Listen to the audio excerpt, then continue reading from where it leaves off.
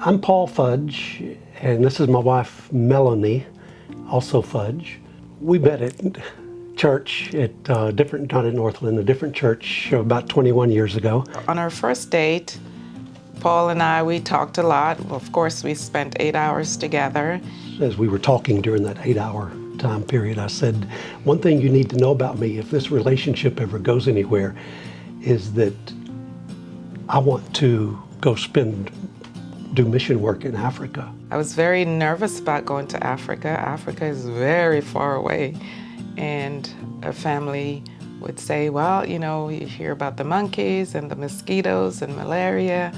And I was very nervous. I prayed a lot about it and I asked God to make it clear. It was clear because some things we had prayed for, God just set them in place. And then going on the airplane, I decided I'm gonna fast.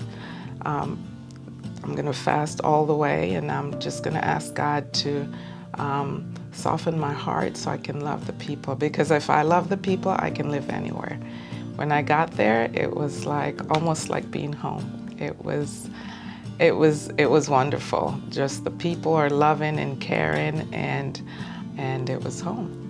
In 2015, we started teaching at Zimbabwe Christian College in Harare, Zimbabwe. The old man that had been a cook for many, many years had a granddaughter that lived with him there. And she was about 10 years old at the time, I believe. And we got to know her a little bit. We'd chat with her. She tried to teach us the local language, and she was just really friendly to us. And eventually her grandfather died. And then in late 2018, I believe it was, she sent a message over and said, will you be my parents?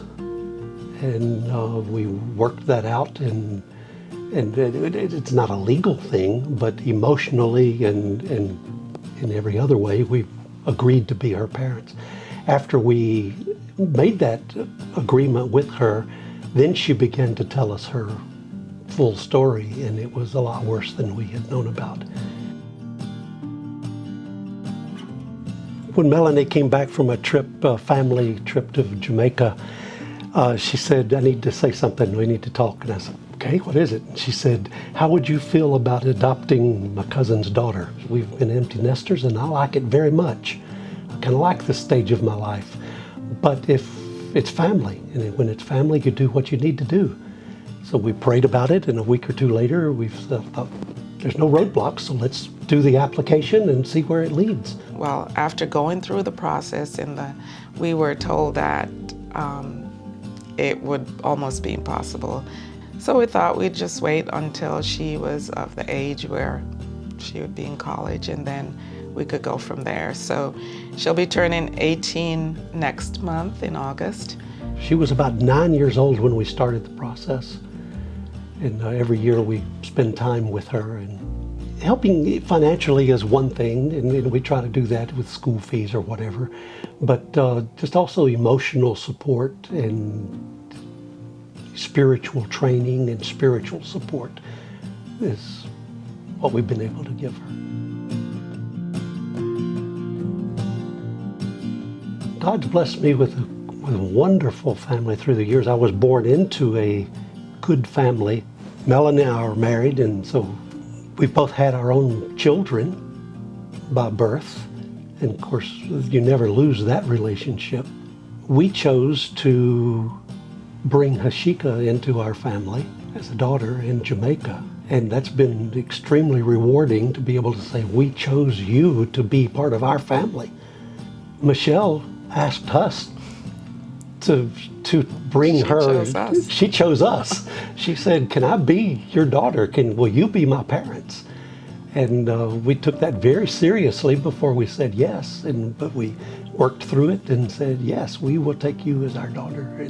God is the beginning and the end of all our family relationship, whether by marriage, by blood, or the church family.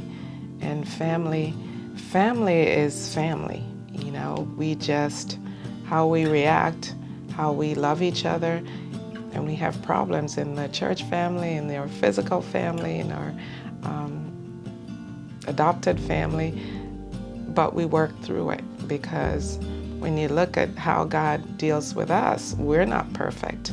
I'm not perfect, but God forgives and He teaches and He sometimes He rebukes me, but He loves me, and that's what I'll take with me, that God loves me. At just the right times, He just make all the circumstances work together. It's no other one but Him. It's not even me. And for me, it's so important to look back and see what God has done. And when I feel fearful or just apprehensive about anything, I can just look back at God's track record. Look what He has done and what He's bringing us through, what He has brought us through.